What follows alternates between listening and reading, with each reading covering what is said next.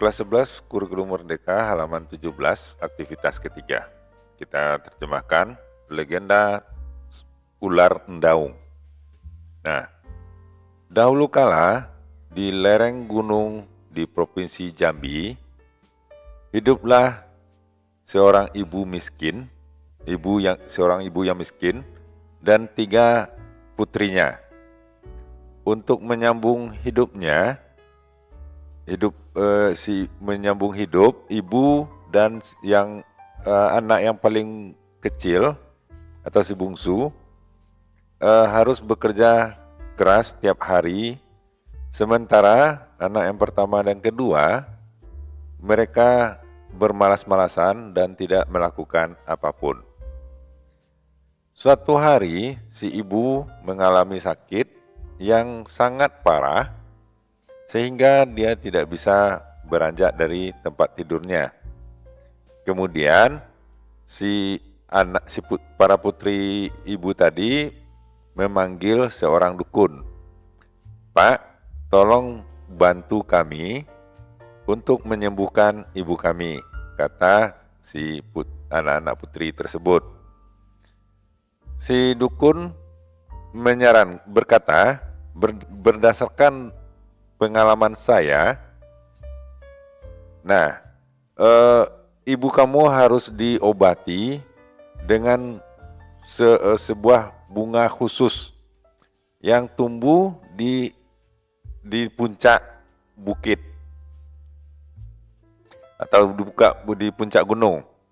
Kemudian bunga itu harus direbus dalam sebuah panci ajaib, ya. Panci ajaib yang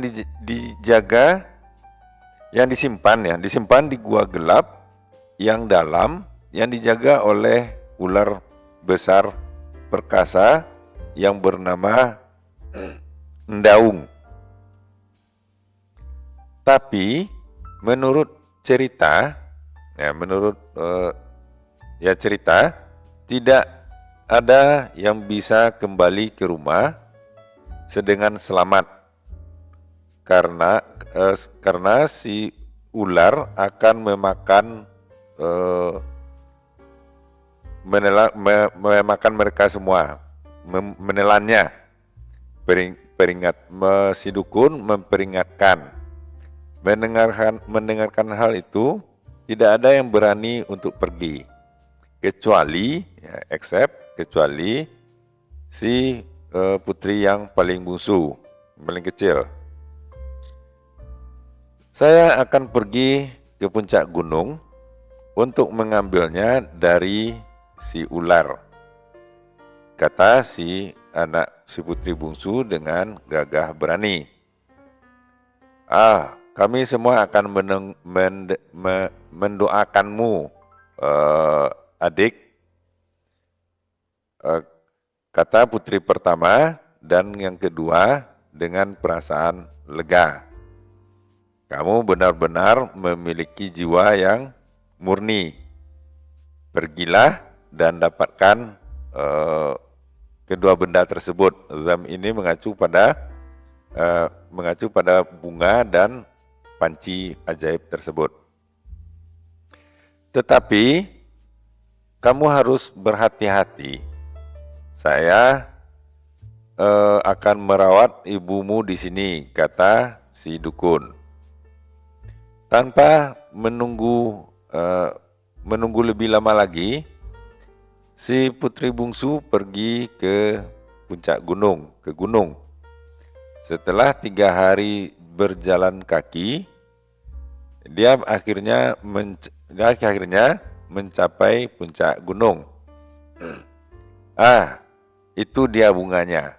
Jadi bukan flower ya, tapi flower. "Saya harus bergegas,"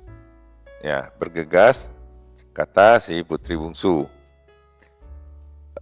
Tepatnya di pintu gua, bunga itu tepat di pintu gua, ya. Ketika dia mengambilnya dan ketika dia mengambilnya dan hendak memasukkannya ke dalam tasnya, dia mendengar suara desisan ya, desisan ular yang sangat keras. Tentu saja dia ketakutan setengah mati. Nah, itu dulu untuk kali ini. Kita bersambung untuk di halaman berikutnya. Terima kasih, sampai jumpa.